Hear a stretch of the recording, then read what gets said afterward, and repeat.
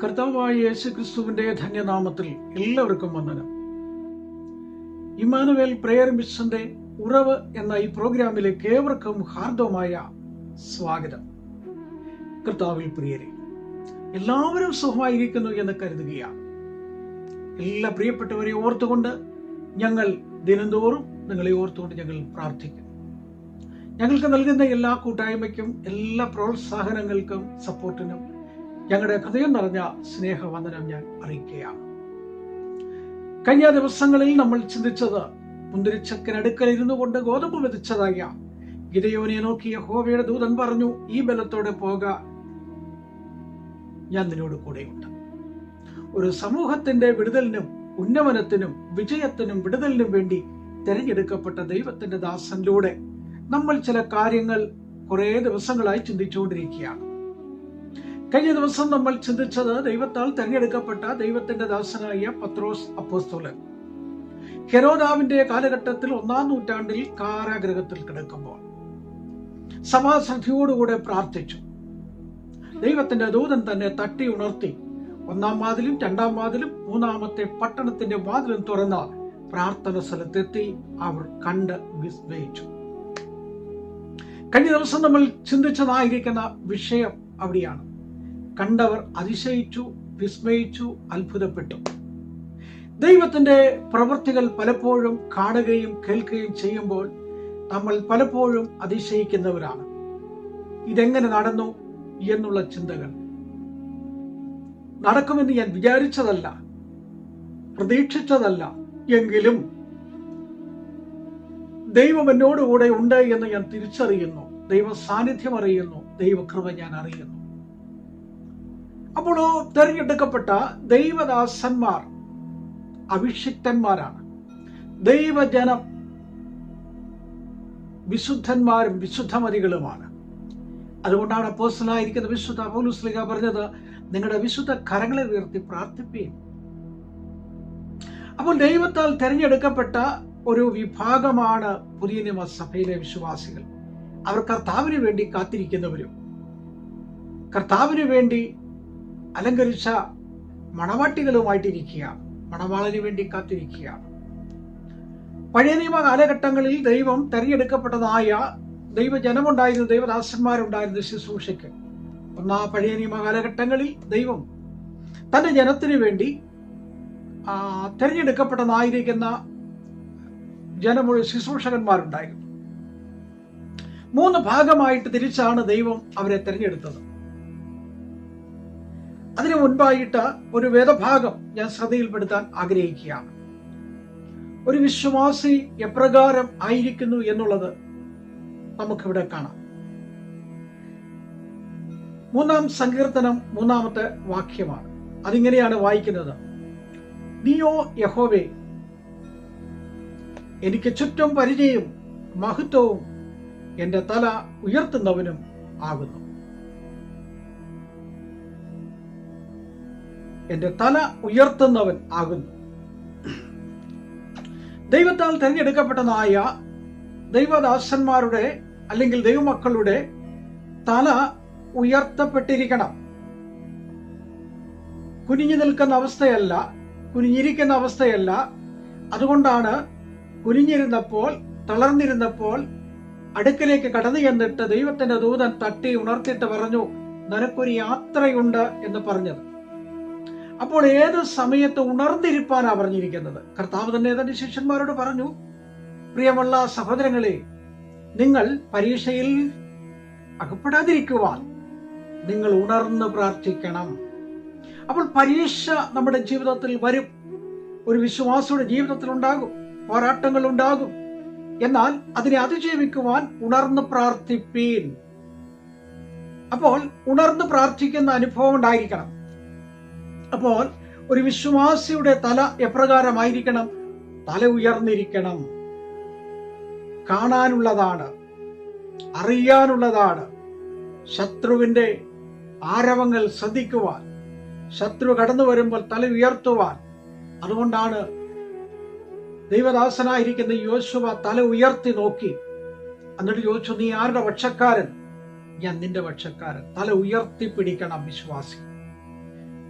ഏത് പ്രതികൂലത്തിന്റെ നടുവിലും പ്രതിസന്ധികളുടെ നടുവിലും നമ്മെ അപമാനിതമാക്കുന്ന വിധത്തിൽ കടന്നു വരുന്ന പ്രതിസന്ധികളുടെ നടുവിലും നമ്മൾ തല കുനിക്കാൻ പാടില്ല, തല ഉയർന്നു തന്നെ നിൽക്കണം. അവിടെയാണ് അനുഗ്രഹം എന്ന് പറയുന്നത്. 23-ാം സങ്കീർത്തനം 5-ാമത്തെ വാക്യത്തിൽ വായിക്കുമ്പോൾ നിന്റെ തല എണ്ണ കൊണ്ട് അഭിഷേകം ചെയ്തിരിക്കുന്നു എന്നാണ്. അഭിഷേകം ചെയ്തിരിക്കുന്നു. അപ്പോൾ പഴയ നിയമ കാലഘട്ടങ്ങളിൽ 3 ഭാഗങ്ങളായിട്ട് തിരിച്ചിരുന്നു അഭിഷേകം. 3 ദൈവദാസന്മാരെ അതിനായി തിരഞ്ഞെടുക്കപ്പെട്ടു. പഴയ നിയമ കാലഘട്ടങ്ങളിൽ രാജാക്കന്മാരെ ദൈവം അഭിഷേകത്താൽ തിരഞ്ഞെടുക്കപ്പെട്ടു. നമുക്കറിയാവുന്ന വിഷയമാണ്. നമുക്ക് ശമൂവേൽ 1-ാം പുസ്തകം 10-ാം അധ്യായം 1-ാമത്തെ വാക്യം, 1 ശമൂവേൽ 16-ന്റെ 12, 13 വാക്യങ്ങൾ. അവിടെ നമുക്കറിയാം, ശമൂവേൽ പ്രവാചകൻ ശൗലിനെ അഭിഷേകം ചെയ്തു ഇസ്രായേലിന്റെ രാജാവായിട്ട്. ആ സ്ഥാനത്ത് നിന്നും മാറ്റിയിട്ട് ദാവീദിനെ അഭിഷേകം ചെയ്യുന്നു. അതൊക്കെ നമുക്ക് കാണാൻ. അപ്പൊ രാജാക്കന്മാരെ രാജസിംഹാസനത്തിൽ ഇരിക്കുവാൻ, ജനത്തിനു വേണ്ടി, പരിപാലനത്തിന് വേണ്ടി, രാജ്യ സംരക്ഷണത്തിന് വേണ്ടി, സുരക്ഷിതത്തിനു വേണ്ടി, എല്ലാ കാര്യങ്ങളും ക്രമീകരിച്ചു പോകുന്നതിന് വേണ്ടി ഒരു രാജ ഭരണതലവനെ ദൈവ അഭിഷേകത്താൽ തിരഞ്ഞെടുക്കപ്പെട്ടു. ഇതൊക്കെ ഒരുപാട് വ്യാഖ്യാനിക്കാനുള്ള കാര്യമാണ്. സമയം പരിമിതമായതുകൊണ്ട് ആ ഭാഗത്തേക്ക് ഒന്നും പോകുന്നില്ല, പോയിന്റുകൾ മാത്രം പറയുകയാണ്. 2, പുരോഹിതനെ അഭിഷേകം ചെയ്തു. പുരോഹിതനെ അഭിഷേകം ചെയ്തു. നമുക്കറിയാം, പുറപ്പാട് പുസ്തകം 29-ാം അധ്യായം അതിന്റെ 6, 7 വാക്യങ്ങൾ വായിക്കുമ്പോൾ നമുക്കറിയാം, ആദ്യമായിട്ട് പുരോഹിതൻ എന്ന് പറയുന്നത് മോശയുടെ സഹോദരനാണ് അഹരോൻ. പുരോഹിത ശുശ്രൂഷയ്ക്ക് വേണ്ടി തെരഞ്ഞെടുക്കപ്പെട്ട വ്യക്തിയാണ് അഹരോൻ. ആ അഹരോനെ ദൈവം ശുശ്രൂഷയ്ക്ക് വേണ്ടി വേർതിരിച്ചത് അഭിഷേകം ചെയ്തിട്ടാണ്. അപ്പോൾ ഒരു വിശ്വാസിയുടെ ജീവിതത്തിൽ തിരഞ്ഞെടുക്കപ്പെടുമ്പോൾ ചില അനുഗ്രഹങ്ങൾ ഉണ്ടായിരിക്കണം. ഒരു വിശ്വാസിയുടെ ജീവിതത്തിൽ, ഞാൻ ആ ഭാഗം അവിടെ നിർത്തുകയാണ്. ഒരുപാട് പറയാനുള്ള വിഷയമാണ്. ഇതൊക്കെ നമുക്ക് വല്ല കൺവെൻഷനോ ഉപവാസ പ്രാർത്ഥനയ്ക്കോ ഒക്കെ സമയം കിട്ടുകയാണ്. കുറെ സമയം നമുക്ക് സംസാരിക്കാൻ സമയം കിട്ടും. 3-ാമതായിട്ട് നമുക്ക് കാണാൻ കഴിയുന്നത് പ്രവാചകനെ അഭിഷേകം ചെയ്തു.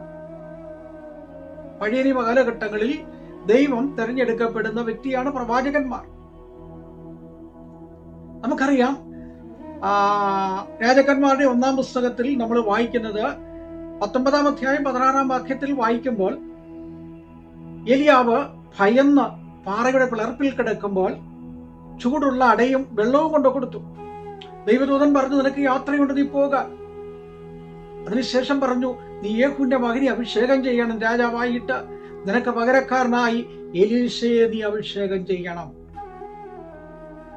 അപ്പൊ എന്റെ ഇന്നത്തെ വിഷയം എന്ന് പറയുന്നത് തലമേലുള്ള അഭിഷേകം, അനുഗ്രഹം. അതാണ് ഞാൻ പറയാൻ ഉദ്ദേശിക്കുന്നത്. അപ്പോൾ പഴയ നിയമ കാലഘട്ടങ്ങളിൽ അവരുടെ തലമേൽ ഒരു അഭിഷേകം ഉണ്ടായിരുന്നു. ഉയർന്നിരിക്കുന്നവന് കിട്ടുന്ന അനുഗ്രഹമാണ്. തല ഉയർത്തിപ്പിടിക്കണം. കാരണം നിന്നെ കൊണ്ട് ചിലതൊക്കെ ചെയ്യാൻ കഴിയണം, നിന്നെ കൊണ്ട് ചിലതൊക്കെ ചെയ്യാൻ സാധിക്കും. അതുകൊണ്ടാണ് തല ഉയർത്തിപ്പിടിക്കാൻ പറയുന്നതിന്റെ കാരണം. അതിന് ആധാരമായിട്ട് സദൃശവാക്യം 10-ന്റെ 6 വായിക്കുമ്പോൾ അവിടെ അനുഗ്രഹത്തെ കാണാനായിട്ട് സാധിക്കുന്നുണ്ട്. അനുഗ്രഹം. യോഹന്നാന്റെ സുവിശേഷം 13-ന്റെ 23, ഉത്തമഗീതം 8-ന്റെ 5 നമ്മൾ വായിക്കുമ്പോൾ, ഞാൻ നിന്റെ മാർവിൽ ചാരുന്നു. ഓ, യോഹന്നാൻ യേശുവിന്റെ മാർവിൽ ചാരി. ചില അനുഗ്രഹങ്ങൾ പ്രാപിക്കണമെങ്കിൽ, ചില നന്മകൾ പ്രാപിക്കണമെങ്കിൽ നീ ഒന്ന് ചാരുക തന്നെ വേണം. അങ്ങനെയുള്ളതായിരിക്കുന്ന പ്രിയപ്പെട്ടവർക്ക് ലഭിക്കപ്പെടുന്നതോ യെശയ്യാവിന്റെ പുസ്തകം 15-ന്റെ 10, 1 പത്രോസ് 5-ന്റെ 4 വായിക്കുമ്പോൾ അവിടെ വായിക്കുന്നത്, നിന്റെ തലമേൽ ഒരു കിരീടം വെക്കും.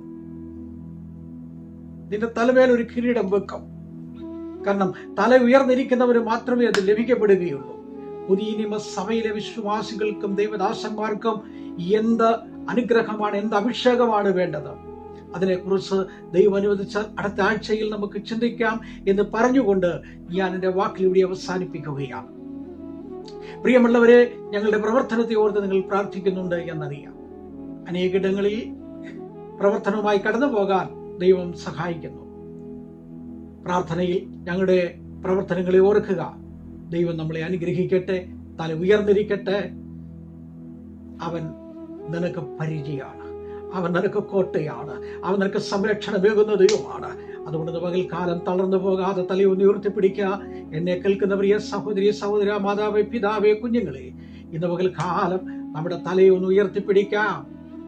രോഗക്കിടക്കയിലും ഭാരങ്ങളിലും പ്രയാസങ്ങളിലും തളർച്ചയിലും ഞാൻ എൻ്റെ കണ്ണ് പർവ്വതത്തിലേക്ക് ഉയർത്തുന്നു. കരുണയുള്ള ദൈവമേ, സ്വർഗീയ പിതാവേ, അനുഗ്രഹിക്കപ്പെട്ട നല്ല പകൽക്കാലത്തിനായി, വചനം കേൾക്കുന്ന പ്രിയപ്പെട്ടവർക്കായി, രോഗത്തിൽ കിടക്കുന്ന പ്രിയപ്പെട്ടവർക്ക് സൗഖ്യവും, മാനസികമായി ഭാരപ്പെടുന്നവർക്ക് ആശ്വാസവും, സമാധാനമില്ലാത്തവർക്ക് ശാന്തിയും സമാധാനവും നൽകി അനുഗ്രഹിക്കണം.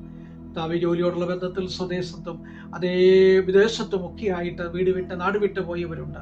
ഗൾഫ് മേഖലയിലുള്ളവരുണ്ട്, യൂറോപ്പിലുള്ളവരുണ്ട്, അമേരിക്കയിലുള്ളവരുണ്ട്. അവിടെയുള്ള എല്ലാ പ്രിയപ്പെട്ടവരെയും, ബിസിനസ് ചെയ്യുന്ന പ്രിയപ്പെട്ടവരുണ്ട്, പഠിക്കാൻ കടന്നുപോയ കുഞ്ഞുങ്ങളുണ്ട്. എല്ലാവരെയും കർത്താവ് അനുഗ്രഹിക്കണം. ഈ ദിവസങ്ങളിലായി ദൈവികമായിരിക്കുന്ന കരം എല്ലാ പ്രിയപ്പെട്ടവരുടെ മേലും ഉണ്ടാകണം. ഭാരങ്ങളിലും പ്രയാസങ്ങളിലും ഇരിക്കുന്ന പ്രിയപ്പെട്ടവർ തല കുനിഞ്ഞിരിക്കാതെ, തളർന്നിരിക്കാതെ തല ഉയർത്തിപ്പിടിച്ച് യാത്ര ചെയ്യുവാൻ സഹായിക്കണം, നേടിയെടുക്കുവാൻ സഹായിക്കണം. ആ മുൻപിൽ വെച്ചിരിക്കുന്ന കിരീടം കണ്ടുകൊണ്ട് ആ കിരീടം എൻ്റെ തലയിൽ വെക്കും. അഭിഷേകത്തിന്റെ ആ അഭിഷേകം ഓരോ പ്രിയപ്പെട്ടവരിലും നിറയുവാൻ തക്കവണ്ണം സഹായിക്കണം. യേശുവിൻ നാമത്തിൽ തന്നെ ആമേൻ. Praise the Lord. ദൈവം നിങ്ങളെ ഓരോരുത്തരെയും അനുഗ്രഹിക്കുമാറാകട്ടെ.